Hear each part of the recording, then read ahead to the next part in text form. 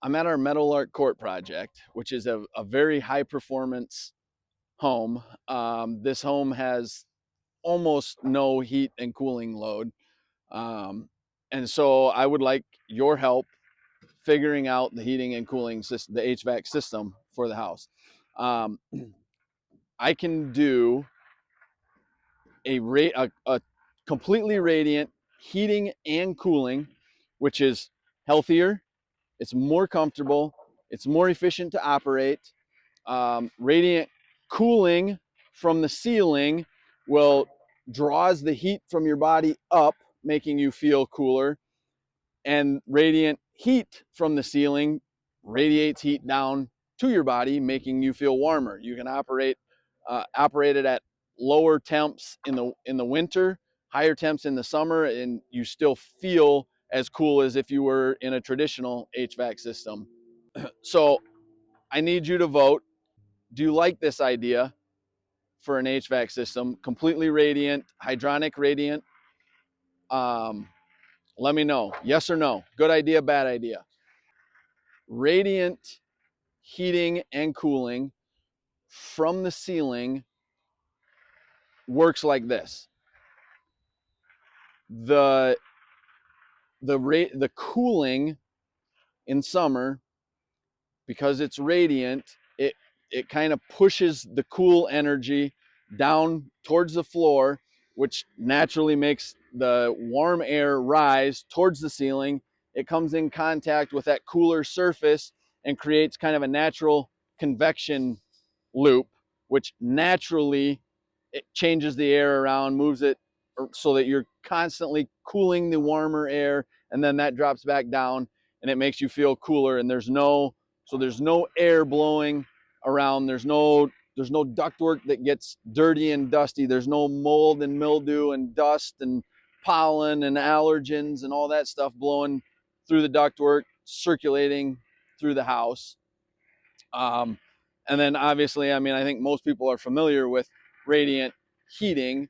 Um, that's fairly common, fairly well known. I think most people pretty much will agree that radiant heat is the most comfortable form of heating that there is.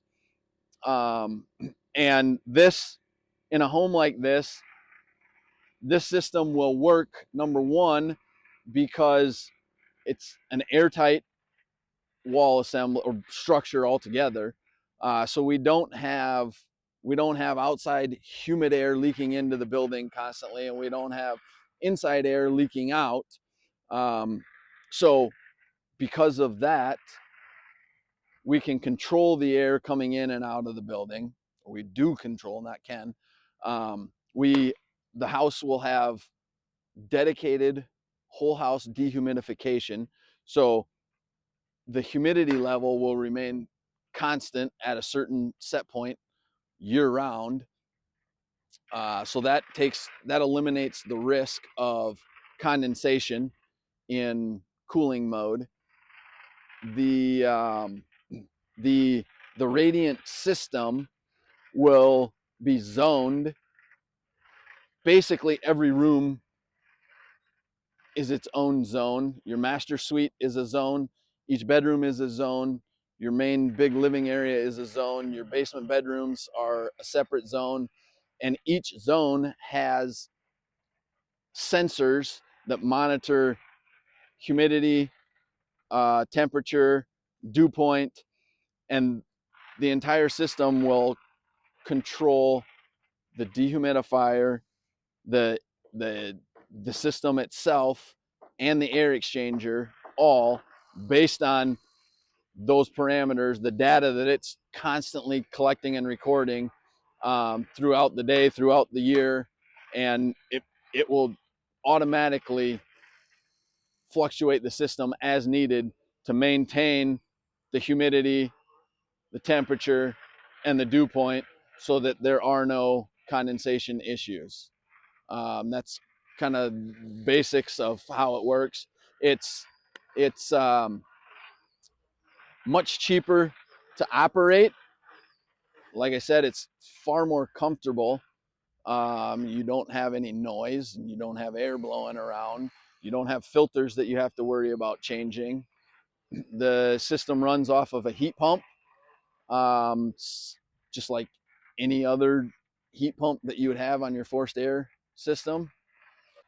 And because of the cold climate that we're in, there is a gas or electric, either one you could use, but there's a boiler for backup heating. Um, and then with this radiant system and the air to water heat pump, you can also do the domestic hot water off of that same system. So rather than having an HVAC system and a water heater, you have one system that does your water heating and heats and cools your house. That's also opposed to, you know, a lot of houses have radiant heat, but then they have a completely separate system for air conditioning and then another water heater. So this could combine all three of those into one rather than just benefiting from radiant heat. And then in the summer, you have forced air heat that is inefficient and inconsistent and creates drafts and dust and all that sort of stuff, and hot spots and cold spots. This room colder than that room, etc.